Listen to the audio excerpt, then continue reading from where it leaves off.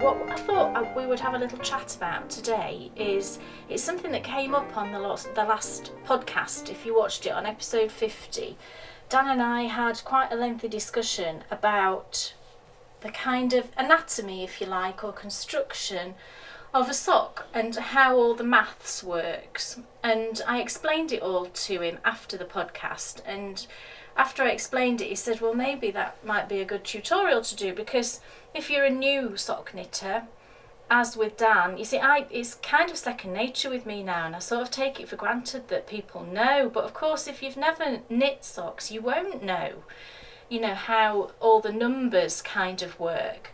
So I thought we'd just have a little chat about it this morning. So I've just pulled out a few socks that I'm working on at the moment and that I've recently finished that are various different stitch counts, just so I can explain exactly how the numbers work, in particular for the heel flap and then the heel turn and the gusset.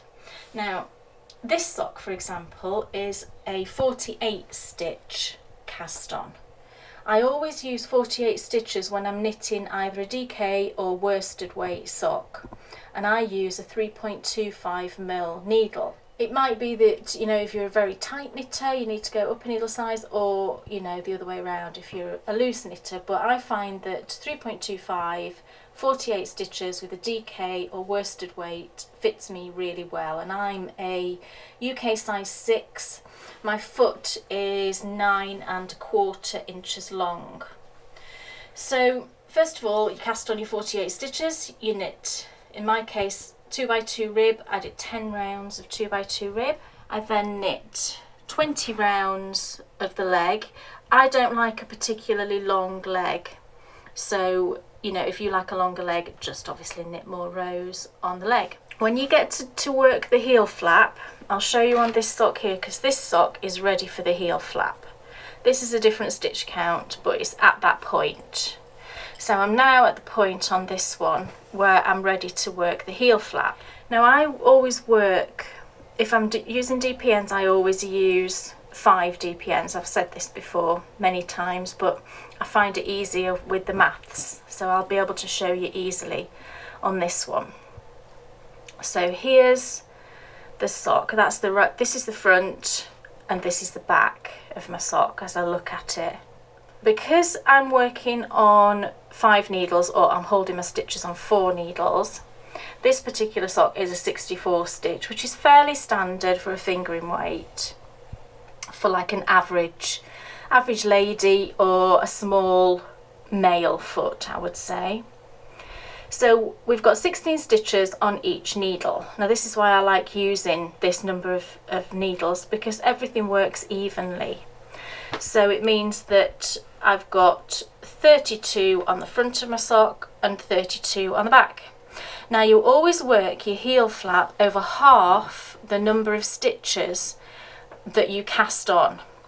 So in the case of this sock, which is 64 stitch, you're working your heel flap over 32 stitches.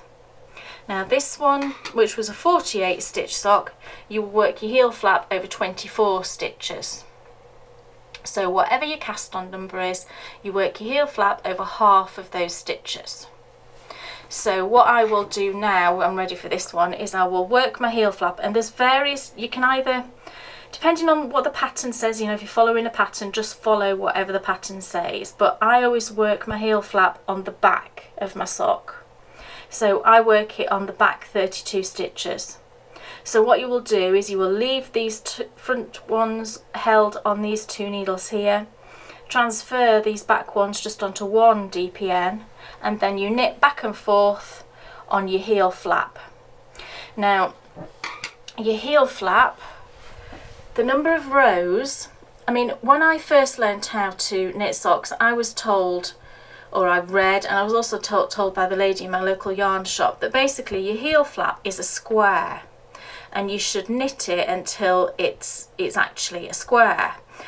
I find that knitting it to a full square is just a bit too long, and generally the rule of thumb in most patterns these days is that you knit the same number of rows on your heel flap as you've got stitches on your heel. So in the case of this one, I've got 24 stitches for my heel flap, so I worked 24 rows. You know, I knit 24 rows. On a 64 stitch sock, this one was a 64 stitch, I had 32 stitches on my heel flap, so I worked 32 rows.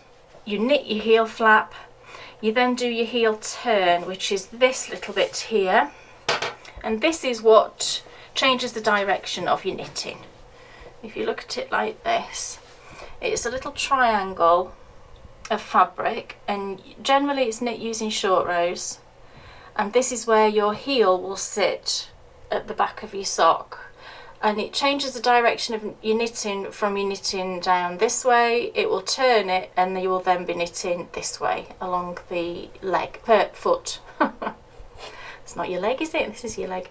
Now your heel turn, again, just follow your pattern. There's various different ways of working a heel turn. This is like a kind of rounded triangle. I just made this one up myself.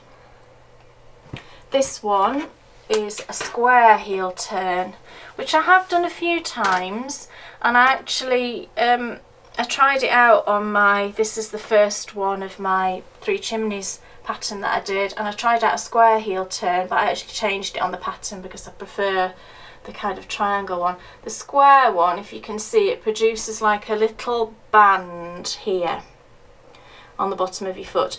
A lot of people prefer this because it fits their heel better, but I just find it produces a little bit too much fabric for me on it, so I changed it on the actual pattern.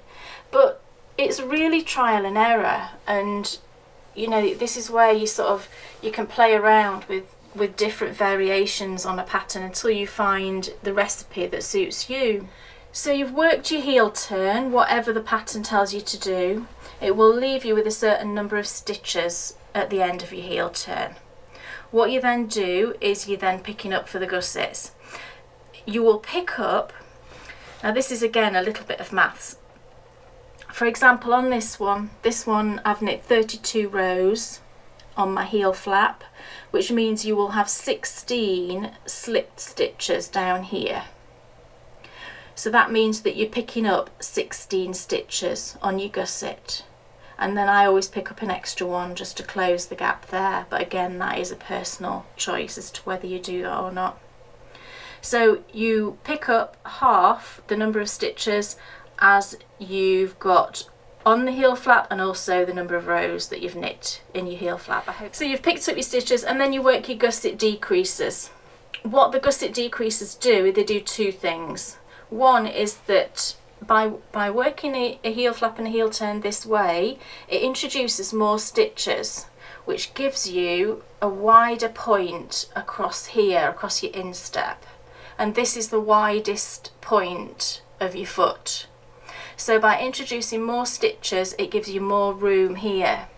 I always find that with things like short row heels, afterthought heels, you're not introducing any more fabric, any more stitches into your sock. So this bit across here can be very, very stretched. Again, it depends on your foot. If you've got a very skinny foot, I haven't.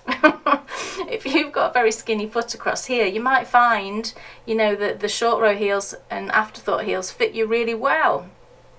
I haven't, sadly. So this is why I always knit heel flaps and heel turns. So your gusset decreases, what it will do is you've got extra stitches for that portion there, and then you're reducing your stitches gradually down until you've got the same number of stitches left on your needles as you started for your cast on. So in this case, you decrease down until you're back to 48 stitches. You then just plain knit your foot until it reaches about 2 inches shorter than your foot length. So you measure from the back of the heel to where you are, you know, at that point. So I knit until this length here was 7.5 inches. If you can see that the decreases start there at 7.5 inches.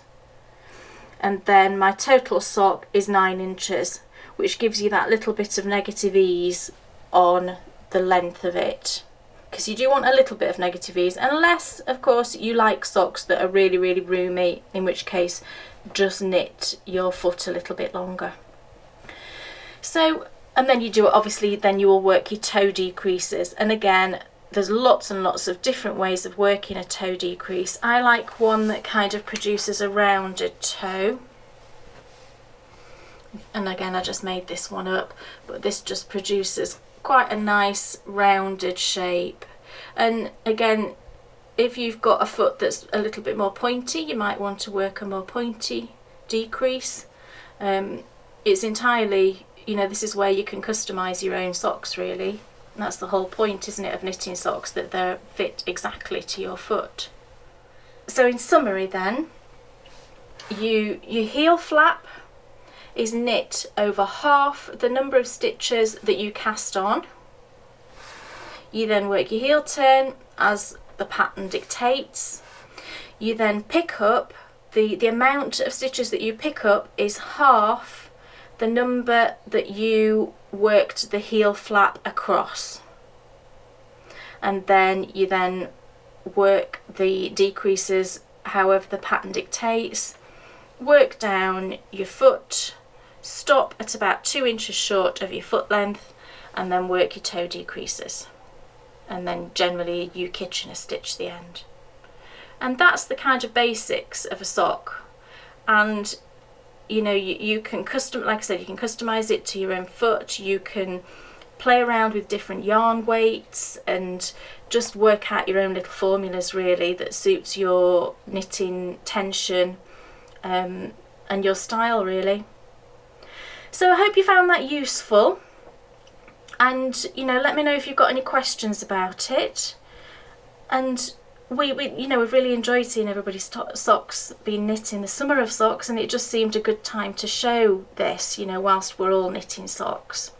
So I will see you next time for the next tutorial, and like I said, just let me know if you've got any questions.